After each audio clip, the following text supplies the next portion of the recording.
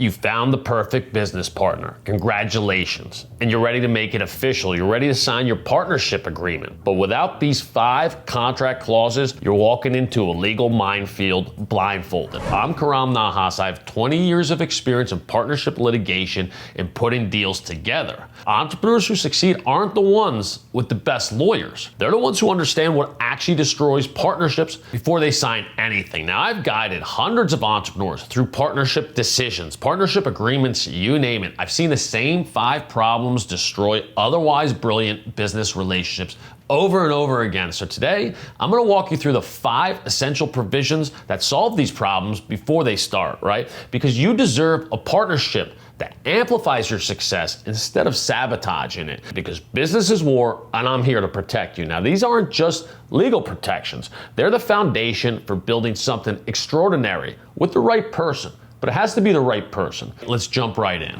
Let's talk about roles and responsibility, right? Here's some of the problems that you face. You and your partner think that you're in charge of the same things. Clients don't know who to call. Vendors get conflicting messages. Nothing moves efficiently. You feel frustrated because decisions get duplicated or missed entirely. Now, you're constantly stepping on each other's toes, and it's exhausting. So you started this partnership to move faster and accomplish more. Instead, now you're tripping all over each other, and everything requires a negotiation. Why did this happen? Most entrepreneurs think that partnership means we'll figure it out together, but in my experience, the most successful partnerships are the ones that each person has clear domains of authority. You need to know whether you're the CEO or you're the employee, right? Roles and responsibilities has to be tight, has to be clear. This provision creates clear lanes for each partner. Who handles sales, who manages operations, who makes the investment, what requires both signatures, and what can each partner do it independently. Some of the magic language you can use is that partner A shall have sole authority over sales and marketing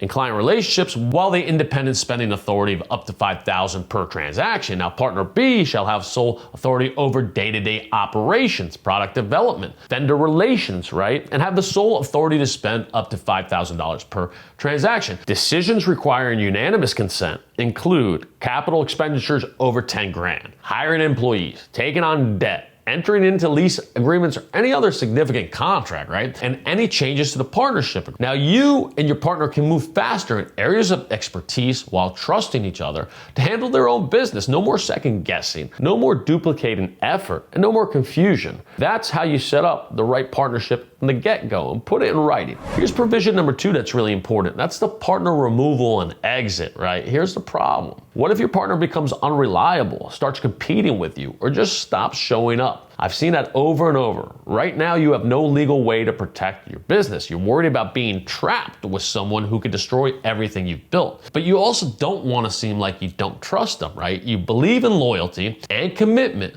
but you also know that people change, and you need to protect yourself and your family above all. Now, nobody wants to plan for failure. I see the glass half empty. You see it half full. But just like a marriage, things are going to go end, and most of the times they go sideways. So ironically, I've learned that the partnerships with the strongest removal clauses are actually the most trusting, and I've had to litigate these matters because there's penalties for bad behavior. So removal for cause is a must in a partnership agreement. This provision defines exactly what behaviors can end the partnership, how that process works. It protects both partners from each other's worst case scenarios, right? It's not fair if a partner does something wrong to then be fully compensated. I don't think that's fair. So here's some magic language that you can use, right? A partner may be removed for cause including a material breach of a fiduciary duty, and I explained that in another video, right? The conviction of a felony, competing directly with a partnership business, allegations of fraud is what I put in there sometimes, abandonment duty for 60 consecutive days without medical excuse, right, or exceptional circumstances. Now, written notice with a 30-day cure period should be applicable, right? And upon removal, the departing partner only receives 70%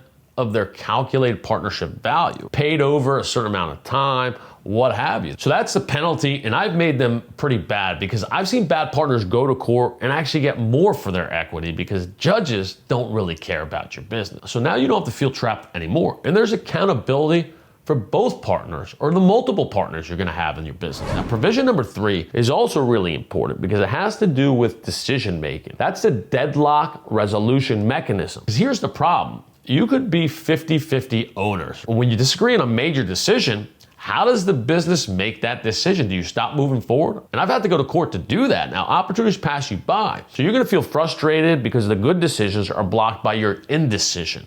You worry that your partnership will prevent you from becoming nimble and responsive. And that's counterintuitive because you want to be able to move fast. Now, you believe in being equal into shared decision-making responsibility, but you can't also be a democracy every time. This will kill your business. So while equal partnerships feel fair, they create mathematical problems. In my experience, guiding entrepreneurs through partnership structures, it's impossible to have an equal partnership. The most successful ones have clear tie-breaking mechanisms. That's what you need, you get me? And both partners agree to them in advance. That could be even flipping a coin. I don't care. There has to be a deadlock resolution clause. Something that creates a clear process for breaking ties when partners disagree on major decisions. Otherwise, you gotta go to court, right? Mediation, arbitration, buy-sell triggers, whatever works for the relationship. You don't want a judge deciding your business destiny. So you can use magic language like this. In case of a deadlock on a major decision defined as an expenditure over 25 grand, strategic pivots, or operational changes, right? Number one, you have to have a good faith mediation within 30 days with a mutually agreed upon mediator. Number two, if the mediation fails, proceed to arbitration, make your decision. If that disagreement persists, then either partner may trigger a buy-sell mechanism at an independently appraised fair market value, what have you. Me personally, I like to put in the agreement that something objective makes that decision. Maybe you rotate. Maybe I make the decision one time, you make it the next, what have you. Just need a mechanism in there to break the tie, right? And this happens, believe me, all too often. You don't want to be going to court to have a judge make up a business decision for you. So the fourth provision that's extremely important is having financial controls and spending authority restrictions, because your partner could spend partnership money on things that you disagree with, or make financial commitments that put the business at risk, or worse off, spending on personal items, and I've seen that, and that's fraud. So you may feel vulnerable because you can't control what your partner does with shared resources, and I've seen that over and over. You worry about their financial judgment, and believe me, partners start spending when you're not looking. So you believe in trust, but you also know there has to be clear boundaries that actually increase trust by removing the temptation and misunderstanding of misappropriation, right? So why does this happen? Money fights destroy more partnerships than any other issue. From my experience in both litigation and putting deals together, I've learned that partnerships with the strictest financial controls actually have the fewest money conflicts, because everything is clear and everybody understands the expectations as well as the restrictions.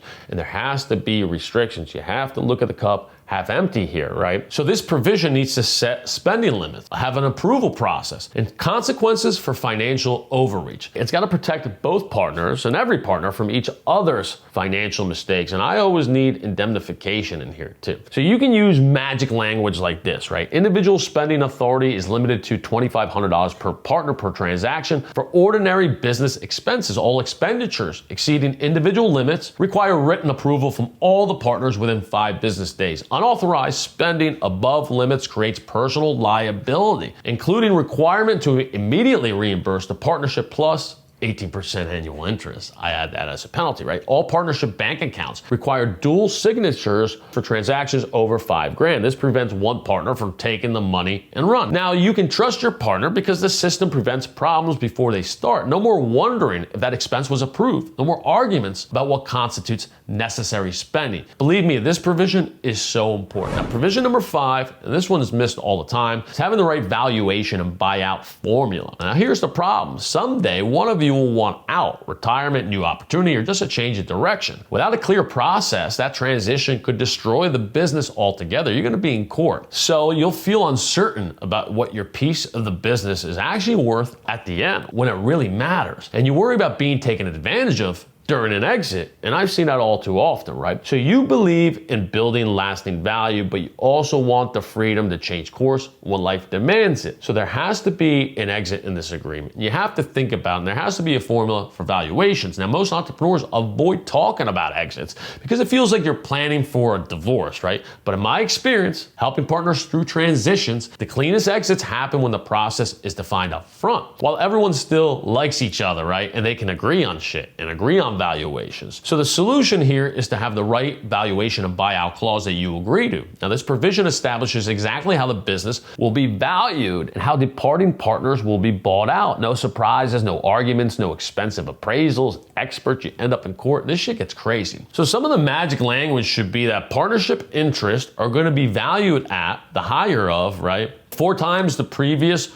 year's net worth, the appraised fair market value determined by a certified business appraiser, and you guys should agree on that appraiser before any issue, or any other method or formula that you both agree to and that's customary in your industry, because there are customary formulas. Please don't forget this. This is extremely important because you'll know exactly what your business is worth and how you'll be treated if you leave. Now, your partner knows the same. This removes the fear of uncertainty that keeps people trapped in partnerships that no longer serve them. And now you don't have to go to court and battle between expensive experts about the value of your business, arguing different standards, different formulas. Judge is going to hate it. So here's what I've learned through guiding entrepreneurs through hundreds of these partnership decisions and through litigating hundreds of these kinds of cases, right? The partnerships that win aren't the ones that are built on blind trust. They're built on clear agreements. That's what makes trust possible, and that's what makes everybody's expectations on the same page. Now, these 5 provisions solve some of the problems that destroy partnerships, right? Roles and responsibilities, eliminates confusion and conflict, and inevitably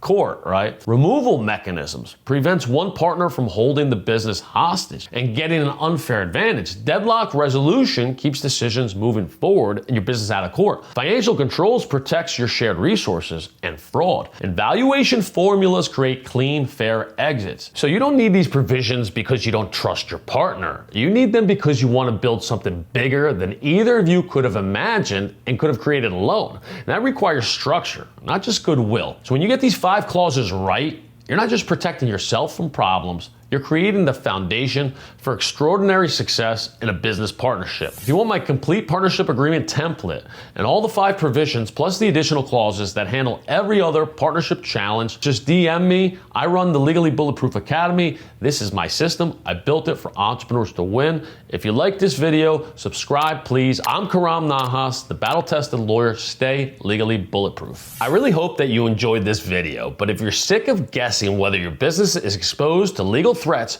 you can't see or didn't know was coming, those enemies, mistakes, and liability that cause entrepreneurs to lose, then I've got something very special for you.